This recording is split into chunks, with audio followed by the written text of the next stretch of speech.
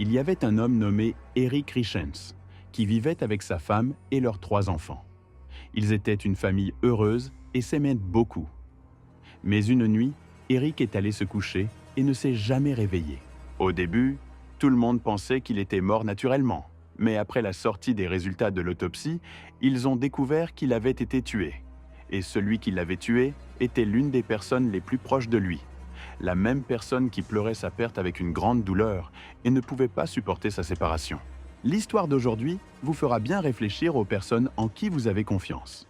Bonjour à tous, je m'appelle Pierre et bienvenue sur ma chaîne Mister Pierre. L'histoire que je vais vous raconter aujourd'hui m'a vraiment fait me demander jusqu'où l'être humain peut-il aller dans la méchanceté? Je ne vais pas vous retenir plus longtemps, entrons directement dans les détails. Mais avant cela, pour les amateurs d'histoire, quel que soit leur genre, cette chaîne a été créée pour vous. Je publie 2 histoires chaque lundi et jeudi. N'oubliez pas de vous abonner à la chaîne et d'activer la cloche pour recevoir toutes les nouveautés. Et bien sûr, n'oubliez pas de soutenir la chaîne en appuyant sur le bouton « J'aime ». Bien, commençons l'histoire d'aujourd'hui. Eric Richens est né en 1982 dans l'État de l'Utah. Il a passé toute son enfance à aider son père dans leur ferme. Ils avaient beaucoup d'animaux et Eric aimait en prendre soin et les nourrir. Il prenait grand plaisir à cela. Eric était l'aîné de ses frères et sœurs. Il avait 2 sœurs plus jeunes que lui. Il les aimait beaucoup et veillait sur elles, et elles l'aimaient également énormément. En grandissant, Eric s'est intéressé au sport. Il jouait au basketball, au baseball et au football. Il était connu parmi ses amis comme étant un chasseur professionnel. En résumé, tous ceux qui le connaissaient savaient qu'il ne s'ennuierait jamais avec Eric, car il était toujours joyeux, aimait discuter et ne se fatiguait jamais. En 2005, Eric s'est marié avec une femme nommée Julie, mais leur mariage n'a pas duré longtemps, et ils avèrent des problèmes. Il n'y a pas beaucoup d'informations sur la nature des problèmes qu'ils rencontraient, et en 2009, ils se sont séparés et ont chacun suivi leur propre chemin. Mais malheureusement, Julie est décédée dans un accident de voiture en 2011. Bien qu'ils se soient séparés, Eric a été profondément attristé par sa mort et son cœur s'est brisé à cause de son décès. Cependant, après cela, il a continué sa vie en cherchant une femme qu'il aimerait et qui l'aimerait en retour, afin de fonder une famille avec elle et de vivre ensemble jusqu'à la mort. Il a trouvé ce qu'il espérait lorsqu'il a rencontré une femme nommée Cory. Il l'a aimée de tout son cœur, car elle le comprenait et semblait responsable et capable de fonder une famille. Elle aussi l'a aimé, car elle se sentait en sécurité avec lui. En 2013, il lui a demandé de l'épouser et elle a accepté. Ils se sont mariés, mais avant le mariage, la famille d'Eric craignait que leur fils ne s'entende pas bien avec sa nouvelle épouse et qu'elle prenne la moitié de sa fortune après un divorce. Ils voulaient le protéger. Le jour du mariage, ils ont apporté un document pour qu'Eric et sa femme, Cory, le signent, garantissant que tout ce qu'Eric avait bâti seul resterait à lui seul, et que seul ce qu'ils gagneraient ensemble après le mariage serait partagé en cas de séparation. Cory a accepté et a signé le document sans problème, leur disant qu'elle épousait Eric parce qu'elle l'aimait, et non pour son argent. Ainsi, le mariage a eu lieu, et par la suite, ils ont eu 3 enfants, et tout se passait bien. Eric aimait sa famille, surtout ses enfants. Il les emmenait partout, même lors de ses voyages d'affaires. De plus, son entreprise prospérait et il avait un revenu important. Il voyageait régulièrement à l'étranger et avait une grande et belle maison. Même Cory, sa femme, voulait lancer son propre projet. Elle voulait acheter un grand terrain avec une maison, mais au début, il ne voulait pas le lui vendre. Elle a insisté encore et finalement, ils ont accepté de le vendre, ce qui l'a rendue très heureuse. Comme vous pouvez le voir, tout allait bien. Alors comment une seule journée a-t-elle pu transformer leur vie en enfer? Et qui est cette personne qui a osé enlever la vie d'Eric, laissant sa femme et ses enfants seuls dans ce monde? Un soir, le 3 mars 2022, vers 21h, Cory est montée avec leurs 3 enfants pour les coucher, chacun dans sa chambre. À ce moment-là, le plus grand avait 9 ans, le deuxième 7 ans et le plus jeune 5 ans. Ensuite, elle est descendue à la cuisine et a appelé son mari, Eric, qui regardait la télévision, et lui a dit « Viens, j'ai une bonne nouvelle pour toi ». Il est venu la rejoindre et lui a demandé quelle est cette bonne nouvelle? Elle a répondu, ce terrain que je rêvais d'acheter, qu'ils refusaient de me vendre, ils ont finalement accepté de me le vendre pour 2 millions de dollars, avec la maison. Et elle a ajouté, je vais y faire quelques rénovations, nous le vendrons pour 3 millions de dollars et nous ferons un bénéfice d'1 million de dollars. Son mari était très heureux et elle lui a dit, viens, célébrons cela. Les enfants ne sont pas là. Il n'y a rien qui puisse nous déranger. Cory a préparé une boisson pour elle et son mari et ils sont montés dans la chambre pour la boire là-bas et discuter plus en détail du projet. Il riait et profitait de la conversation et il lui a dit « Bien joué, tu as réussi à acheter le terrain ». Qu'après avoir bu son verre, Eric a dit à sa femme « Je suis fatigué, je dois me lever tôt, j'ai besoin de dormir maintenant, nous reprendrons la conversation demain ». Elle a répondu « D'accord, moi aussi je vais aller dormir ». Ils sont ensuite allés se brosser les dents, ont enfilé leurs vêtements de nuit et lorsqu'ils se sont couchés, ils ont entendu leur fils de 7 ans pleurer, car il avait eu peur, souvent réveillé par des cauchemars. Sa mère accourait toujours à son chevet pour le rassurer, le prenant dans ses bras jusqu'à ce qu'il se rendorme, avant de retourner à sa place. Ce soir-là, elle est allée réconforter son fils, lui disant « N'aie pas peur, ton père et moi serons toujours avec toi. » Et cette nuit-là, elle ne put retourner dans sa chambre, alors elle dormit là, à côté de son fils. Vers 3 heures du matin, elle se réveilla et alla dans sa chambre pour finir son sommeil. Lorsqu'elle entra dans la chambre, elle trouva son mari endormi sur le dos, sans couverture. Elle leva la couverture du bas de ses jambes pour le couvrir. Elle toucha sa main par erreur et la trouva très froide, ce qu'elle ne comprit pas. Elle commença à toucher tout son corps et le trouva très froid. Alors, elle commença à le secouer et à l'appeler, mais il ne répondit pas. Elle descendit sur sa poitrine pour écouter les battements de son cœur, mais elle n'entendit rien. Elle commença à crier et à pleurer, puis prit le téléphone, sa main tremblante, et appela le numéro 911. La police répondit, et à cause de la panique et de l'hystérie de son cri, elle ne put pas leur expliquer exactement ce qui se passait. Après un certain temps, elle leur dit avec difficulté qu'elle ne savait pas ce qui se passait, mais que son mari ne respirait pas et que son corps était très froid. Elle leur donna l'adresse et ils lui dirent de ne pas s'inquiéter, qu'il viendrait dans 2 minutes. En effet, après un court instant, elle entendit la sirène de l'ambulance. Alors elle courut pour leur ouvrir la porte, tout en pleurant intensément et en disant « S'il vous plaît, sauvez mon mari ». Mais lorsqu'ils entrèrent dans sa chambre pour voir ce qui se passait, ils découvrirent qu'il était décédé. Eric avait quitté la vie. Au début, la police ne comprenait pas comment cet homme avait pu mourir, alors qu'il semblait en bonne forme et soucieux de sa santé. Sa femme dit qu'il surveillait toujours sa santé et ne mangeait que des aliments sains. Elle leur expliqua qu'il ne fumait pas et n'utilisait pas de drogue, ni rien de ce genre, et qu'il faisait toujours de l'exercice. Elle leur expliqua aussi qu'il avait couru environ 13 km ce jour-là. La police commença à suspecter qu'il y avait quelque chose d'anormal, et ils dirent qu'il était impossible qu'une personne comme Eric meure subitement, mais ils supposèrent qu'il avait peut-être fait une crise cardiaque. Ils interrogèrent sa femme et lui demandèrent ce qu'il avait fait juste avant de s'endormir, malgré le fait qu'elle était dans un état d'hystérie et pleurait avec force. Elle leur raconta en détail ce qui s'était passé et dit que tout était normal. Ils avaient ri, s'étaient amusés, avaient mangé et bu. Mais quand nous sommes allés nous coucher, j'ai entendu mon fils pleurer. Alors je suis allé dormir à côté de lui pour le calmer. Quand je suis revenu, j'ai trouvé Eric ne respirant pas et son corps était froid. La police supposa qu'il avait peut-être mis fin à ses jours et dirent qu'il était possible qu'il se soit suicidé. En fin de compte, ils dirent à Cory qu'ils ouvriraient une enquête approfondie pour comprendre ce qui s'était passé et qu'ils pratiqueraient une autopsie sur le corps pour connaître la cause du décès. Ils lui demandèrent si elle savait quelque chose ou soupçonnait quelqu'un, et il était nécessaire qu'elle leur dise tous les détails pour les aider dans l'enquête. Elle leur répondit qu'elle était d'accord, tout en pleurant beaucoup et en pensant seulement à ses enfants endormis, qui ne savaient pas que leur être cher était décédé, le père qu'ils aimaient follement et qui les aimait aussi follement, était parti et ne reviendrait jamais. Elle réfléchissait à la manière dont elle allait leur annoncer quand ils se réveilleraient. « Votre père est mort ».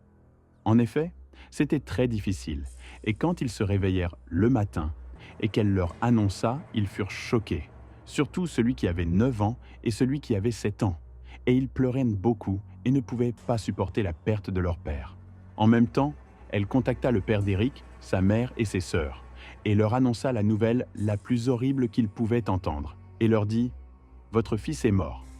C'était un choc dans leur vie, et ils ne comprenaient pas comment leur fils, qui était en bonne santé et ne se plaignait de rien, pouvait mourir subitement. Ils ne comprenaient pas ce qui s'était passé. Ils allèrent à la police avant que les résultats de l'autopsie ne sortent et leur dirent « L'hypothèse du suicide est impossible » et leur dire qu'Eric était heureux dans sa vie. Il ne pouvait pas penser au suicide parce que ses enfants étaient hantés les personnes les plus importantes dans sa vie. L'idée de partir et de les laisser seuls au monde ne l'a jamais effleuré. Ils leur ont répondu qu'ils allaient enquêter sur ce qui s'était passé et chercher le coupable du crime. Les jours passaient et les pauvres enfants n'avaient toujours pas accepté le choc. Kouri avait arrêté tout son travail pour se concentrer sur ses enfants et les aider à surmonter cette épreuve, car la perte de leur père les avait énormément bouleversés.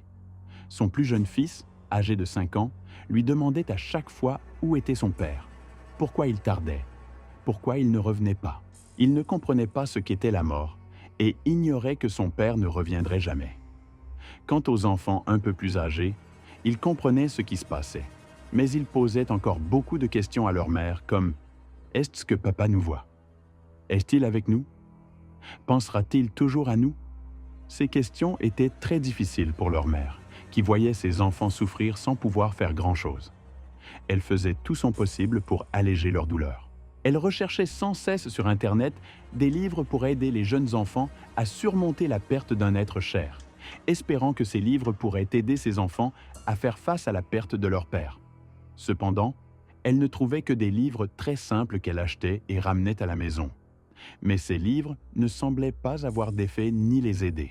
2 semaines s'étaient écoulées depuis la mort d'Eric, et personne ne savait encore ce qui s'était passé ni comment il était mort. Ses enfants n'avaient toujours pas réussi à surmonter son absence et souffraient toujours. Une nuit, la mère décida, au lieu de continuer à chercher sur Internet des livres qui aideraient les jeunes enfants à traverser ces épreuves, d'inventer elle-même une histoire pour aider ses enfants. Elle les appela et leur dit « Venez, je vais vous raconter une histoire sur votre père. » Elle commença alors à leur raconter une histoire qu'elle avait imaginée, dans laquelle leur père s'était transformé en ange et les regardait toujours depuis le ciel, leur faisant signe de la main. En même temps, elle dessinait sur du papier, illustrant leur père avec des ailes dans le ciel, pointant de ses mains vers ses 3 enfants qui se trouvaient sur la terre. À la fin, elle leur expliqua que leur père était devenu un ange, qu'il veillerait toujours sur eux et qu'il les aimerait toujours. Ces enfants furent heureux d'entendre cette histoire et ressentirent comme si leur père était encore avec eux et qu'ils pouvaient encore communiquer avec lui malgré son départ. À partir de ce moment, Kouri leur racontait chaque soir une histoire sur leur père avant qu'ils ne s'endorment. Et elle remarqua que ces histoires les aidaient réellement. Ils pleuraient moins et n'étaient plus aussi déprimés qu'au début. Kouri se dit alors « Si cette histoire a aidé mes enfants, pourquoi ne pas en faire un livre et aider aussi d'autres jeunes enfants qui ont perdu un être cher? D'autant plus qu'il n'existe pas beaucoup de livres de ce genre sur Internet. » C'est ainsi qu'elle et ses enfants commencèrent à écrire ce livre. Le 13 avril 2022, soit 6 semaines après la mort d'Eric, Kouri était assise devant sa maison. Quand elle aperçut une voiture de police se diriger vers elle, elle se leva rapidement et alla à leur rencontre, sachant qu'ils venaient avec les résultats de l'autopsie ou des informations concernant la mort de son mari.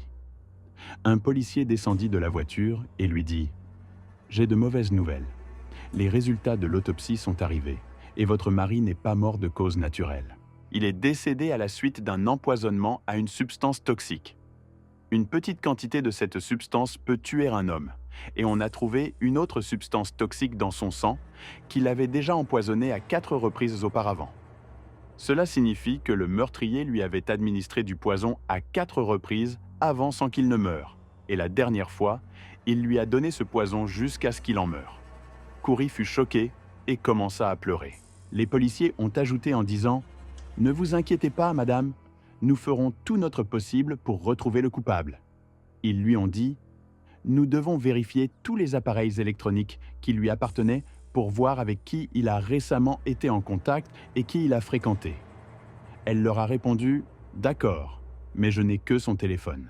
Elle ajouta « Quelques jours avant la mort d'Eric, son associé Cody est venu et a pris son ordinateur portable en me disant qu'il en avait besoin pour le travail. La police lui a demandé « Cet homme avait-il des problèmes avec votre mari? Se sont-ils déjà disputés ou avaient-ils des différends ?» Elle leur a répondu « Pour être honnête, ils étaient très proches avant de lancer ce projet ensemble. Mais un jour, ils sont allés chasser dans la forêt et par erreur, Eric a tiré sur un cerf et l'a tué. Cela n'a pas plu à Cody. Ils se sont disputés et Cody a même porté plainte contre lui auprès de la police.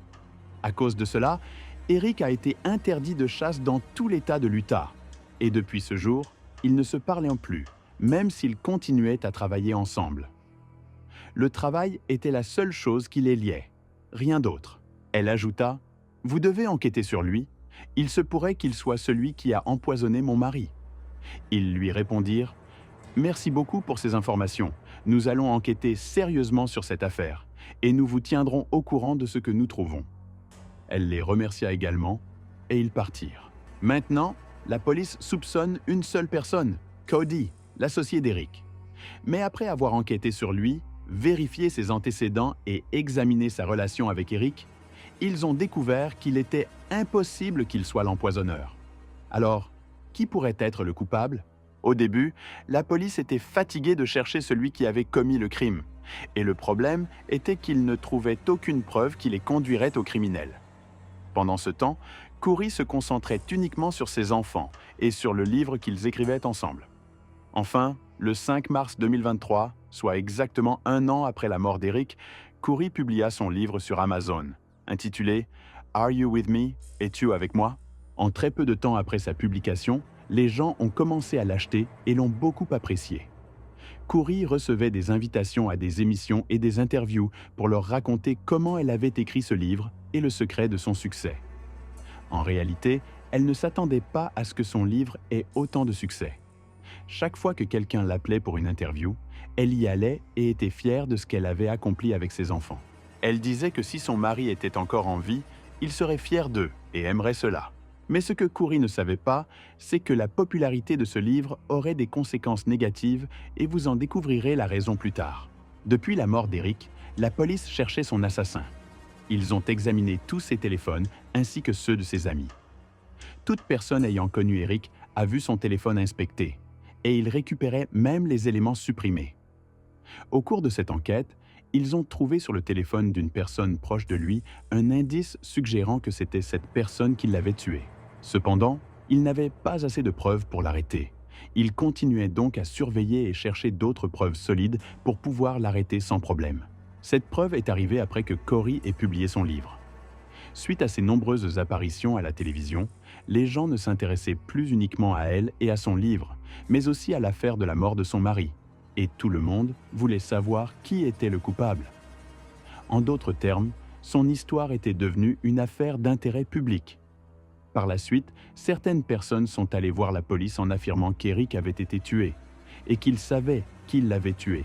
Et cette personne était la même que celle que la police soupçonnait déjà. Mais ils n'avaient pas encore de preuves assez solides pour l'arrêter.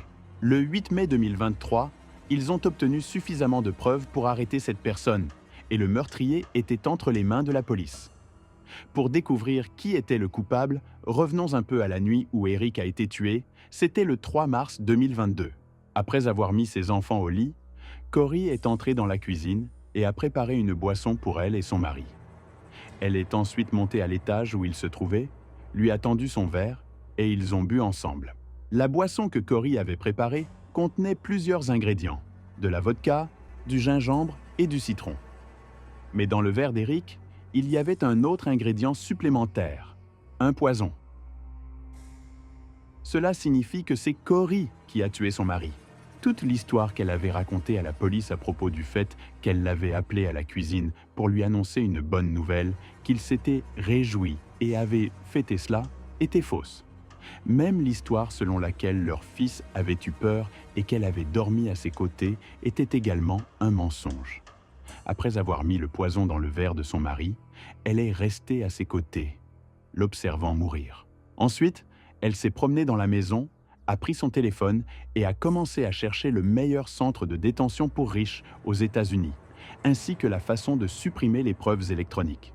Ces preuves que je vous ai mentionnées auparavant, celles trouvées sur le téléphone d'une personne proche, n'étaient pas encore suffisantes pour procéder à son arrestation. Malheureusement, cette personne n'était autre que sa femme.